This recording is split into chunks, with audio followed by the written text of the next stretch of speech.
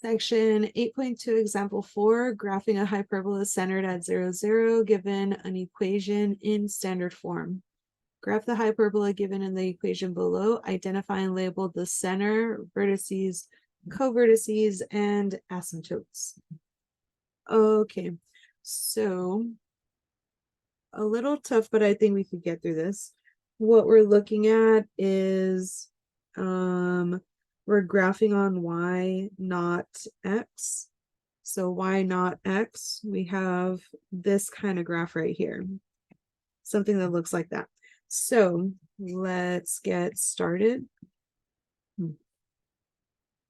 We start by graphing very similar to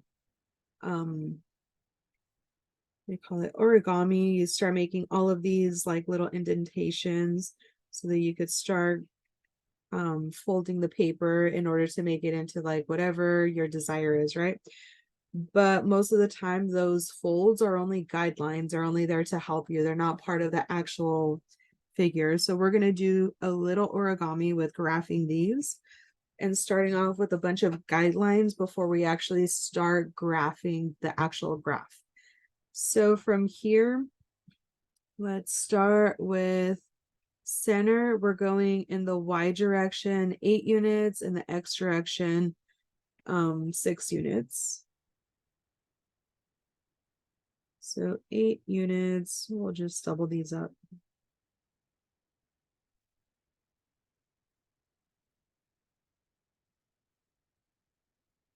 All right. So here, first guideline, in the y direction, we're going out the square root of 64, which is 8 units. So we're going out 1, 2, 3, 4, 5, 6, 7, 8. And going down, same way, 1, 2, 3, 4, 5, 6, 7, 8. And we just start drawing little guidelines here. We start off by drawing a little bit of a box. And that's going to help us graph the rest of this.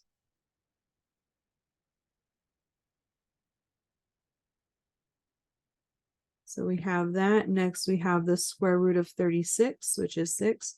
So we're going out 6 units. So 6 units in the x direction. So that's going to be 1, 2, 3, 4, 5, and 6. Now 1, 2, 3, 4, 5, and 6 here too. And again, more guidelines.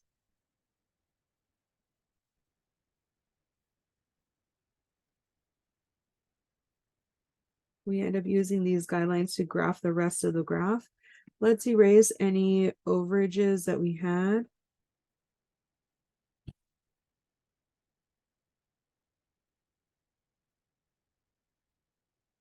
We're not going to need that. All right, so from here, we're going to imagine a line from this corner down to this corner, and obviously it's going to hit through the origin. So one more guideline. This is going to be the asymptotes that they're actually asking us for. Let me move everything over a little bit.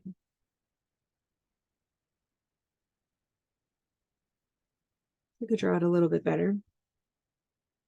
All right, so going out to this corner and keep going. That's one asymptote. Another asymptote in this direction.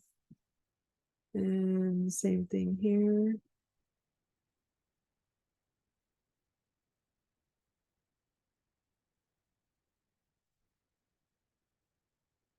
All right, so now we have our guidelines. Let's see. So they wanted us to identify and label the center, vertices, co-vertices, and asymptotes. Let's start with writing it down because we have some of this already. So we need the center, the vertices, co-vertices,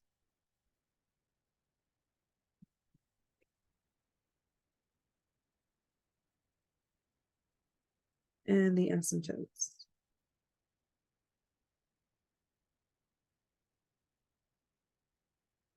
So center, then vertices. Center we get just by looking at the graph. So center here is going to be the origin 0, 0. Vertices. Vertices are the part of the graph that we're actually graphing. So here we're graphing y, not x. So we're graphing the ones off of our y-axis. So there and there. Our co-vertices, I'm going to put a little X on. Let's make these in purple. I'm going to put a little X on because they are important, but we're not really graphing on those. So they're kind of not important. All right, so the vertices came off of our y-axis. So from the center, X is still 0 for both of these. Y, in our Y direction, we went out 8 units. So we have 8 and -8 here. Co-vertices, we went out 6 units. So we have 6 and -6 here. Y is still 0 because we didn't move up or down any. And now for the asymptotes. I think they wanted us to graph the foci as well. So let's graph those next.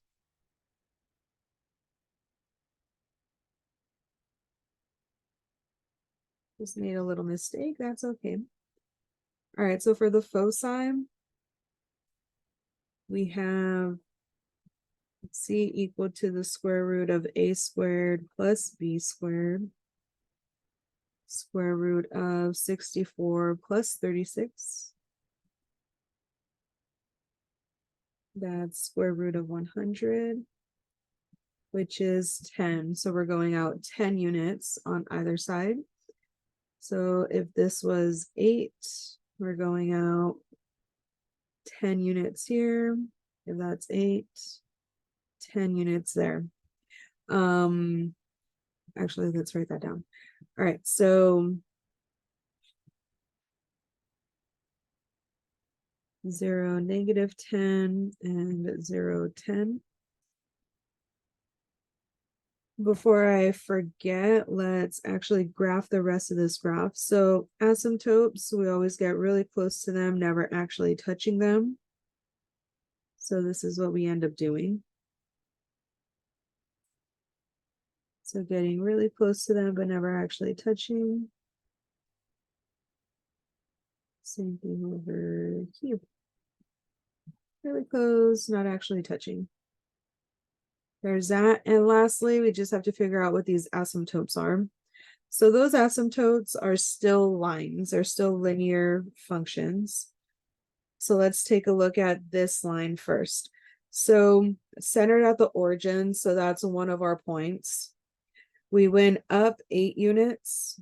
So we went up in the y direction, root 64.